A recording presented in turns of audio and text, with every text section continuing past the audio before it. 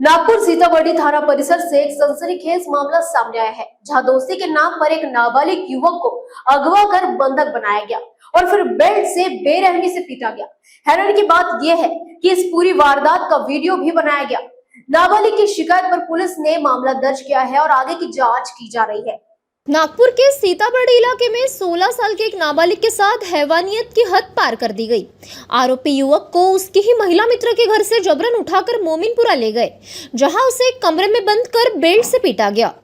बताया जा रहा है कि आरोपी पहले पीड़ित के दोस्त थे, लेकिन एक झूठ ने पूरे मामले को खतरनाक मोड़ दे दिया। जब पीड़ित ने अपनी लोकेशन को लेकर झूठ बोला तो आरोपियों ने गुस्से में उसे अगवा कर लिया। पीड़ित के मुताबिक एक आरोपी उसे लगातार मारता रहा, जबकि दूसरा आरोपी मोबाइल से पूरी घटना का वीडियो बनाता रहा। इस वीडियो का इस्तेमाल डराने या ब्लैकमेल करने के लिए किया जा सकता था। घटना देर रात की है, जब आरोपी पीड़ित को जबरन कार में बैठाकर ले गए और घंटों तक बंधक बनाकर पीटते रहे। पीड़ित की शिकायत पर पुलिस ने अपहरण, मारपीट और अन्य गंभीर धाराओं में मामला दर्ज कर लिया है। फिलहाल आरोपियों की तलाश जारी है और मामले की जांच की जा रही है।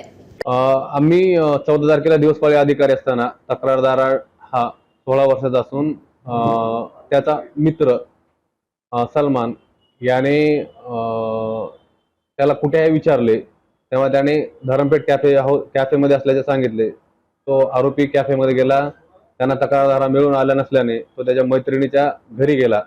तेव्हा तक्रारदार हा त्याच्या मैत्रिणीच्या घरी मिळून आल्याने ते तिघे मित्र असल्याने सोबत मोमिनपुरा या ठिकाणी गेले।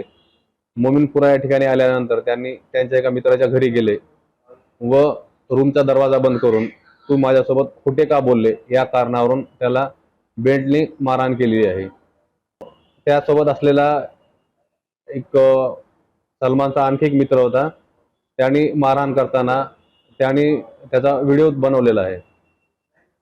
मध्ये आपण 118(1) 3(5) याप्रमाणे गुन्हा दाखल केलेला आहे आपण।